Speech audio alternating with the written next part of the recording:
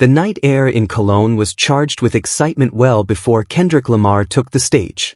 Fans began arriving in the historic city hours in advance, spilling out of trams and taxis, their breaths visible in the cool spring air as they softly sang Kendrick's lyrics.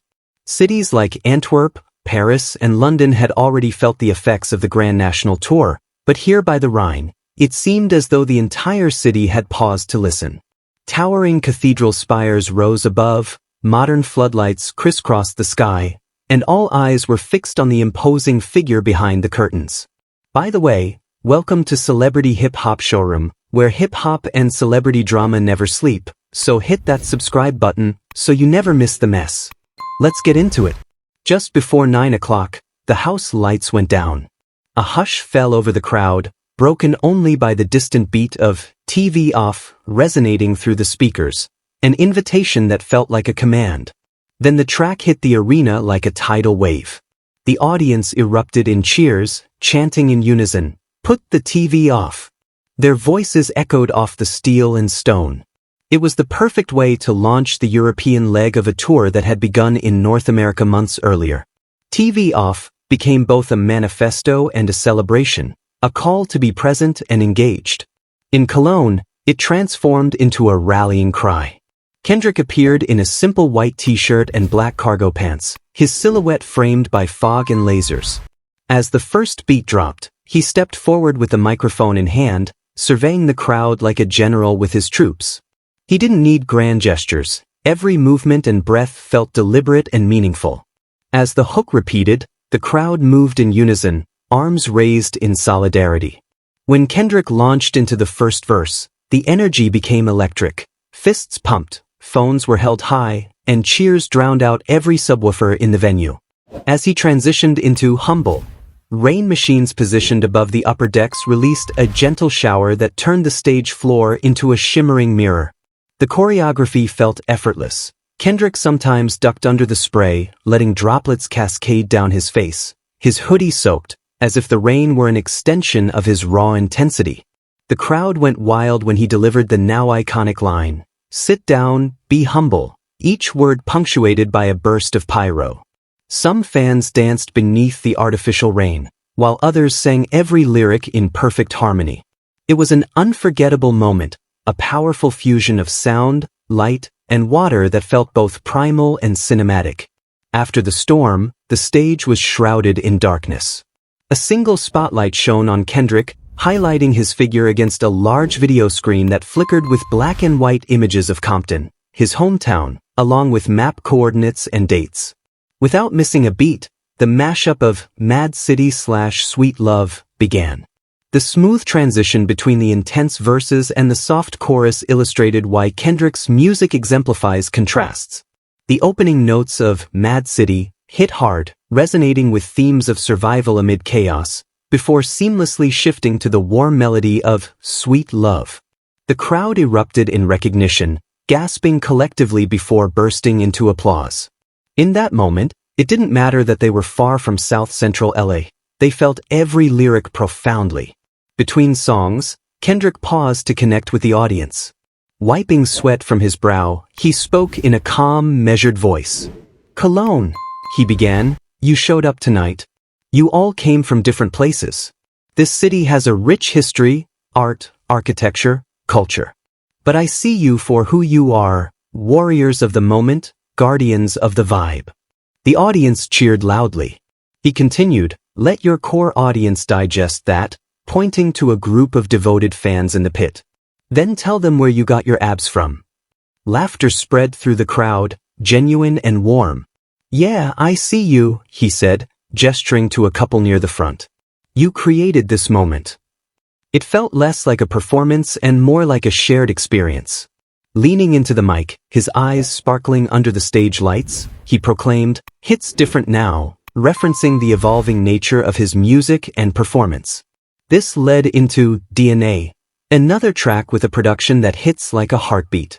The arena vibrated as the opening lines, I got loyalty, got royalty inside my DNA," boomed from the speakers. Kendrick's delivery was sharp, rapid-fire flows cutting through the heavy bass. Fans motioned, swayed in slow circles, and jumped in unison. For a brief moment, Cologne transformed from a city into a living entity driven by a shared rhythm. The show soon reached its peak with an "I'm Him" segment. The lights dimmed and the vocals echoed, creating an immersive atmosphere. When the beat dropped, Kendrick's posture shifted, arms outstretched like wings, head tilted back. He locked eyes with half the audience, radiating unwavering confidence. "I'm him," he growled, each word a powerful declaration of his presence. The arena erupted in response. Even those unfamiliar with the latest tracks found themselves caught up in the moment, joyfully chanting the phrase back. After that impactful performance, Kendrick brought the mood down with a touching a cappella rendition of Complexion, a Zulu Love. The video screen shifted to a collage of various faces, young and old, of different ethnicities, highlighting the diversity of humanity. Kendrick's voice rose above the stillness of the stage, crafting complex melodies that expressed unity and pride. The audience was completely silent. You could almost hear a pin drop. By the song's conclusion, some fans were moved to tears. In that brief pause between songs, the performance revealed its emotional core. It was more than just entertainment, it was a gathering of spirits. Reinvigorated, the setlist surged back to life. The Heart Part 5, hit with the force of a thunderclap, bold and raw commentary set to a powerful beat. The visuals behind Kendrick featured animated news clips, protest scenes, and text challenging societal norms. As he passionately delivered the opening lines, "I'm screaming it from my lungs / can't nobody hold me back," the crowd matched his fervor, pouring their energy into their voices. It felt like a live revolution. In the final segment, Kendrick went all out. King Kunta had everyone in the arena dancing together, with strobe lights cutting through the fog. The chorus, "I got a bone to pick," turned into a call-and response, with the audience's voices drowning out the speakers. Smoke jets erupted around the stage, enveloping Kendrick in a swirling mist. It was a triumphant moment, yet it maintained a focus on the deeper themes of power and oppression present in the song.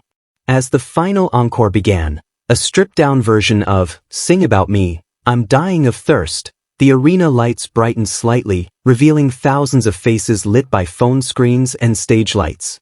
The gentle guitar loop and soft percussion created an intimate vibe. Kendrick's lyrics, once sharp and urgent, floated softly over the crowd. "Promise that you'll sing about me / promise that you'll say my name." The heartfelt request lingered in the air, resonating like a prayer. Fans held hands, bowed their heads, and quieted their voices.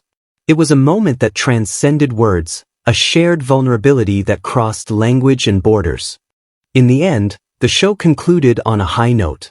Kendrick raised his arms, and the stage erupted in fireworks and confetti. The audience's cheers were deafening, a mix of relief, excitement, and gratitude. He bowed deeply, mouthing "Danke," the German word for thank you, to the packed crowd. Backstage, he later reflected on the experience of breaking new ground in a foreign land and witnessing his art embraced across borders. As the crowd scattered into the night, voices hoarse, feet aching, hearts full, the streets of Cologne buzzed with stories of the performance. Taxi drivers overheard their passengers singing "Humble" as they walked by. Restaurant kitchens closed, still echoing with the sounds of King Kunta. Even at the Rhine's edge, tourists halted mid-selfie, swaying to the rhythm that filled the city. In the days that followed, critics praised the tour's production quality, the seamless transitions between songs, and the rapid visuals. However, the fans recognized a deeper significance. This was more than just a concert. It was a form of cultural diplomacy, showcasing the ability of art to unite us despite our different languages. It proved that a single voice, a voice from Compton, could resonate across the globe. For Kendrick Lamar, the night in Cologne was not just another stop on the Grand National Tour. It was a declaration, a connection forged through sweat and music, that no matter where you are or who you are, if you come ready to listen, he will share the full force of his vision, and you will never forget the feeling of having every lyric resonate within your soul. I'd love to hear your thoughts on this situation, so please share your opinions in the comments. Also, don't forget to like, subscribe, and turn on notifications to stay updated on this story.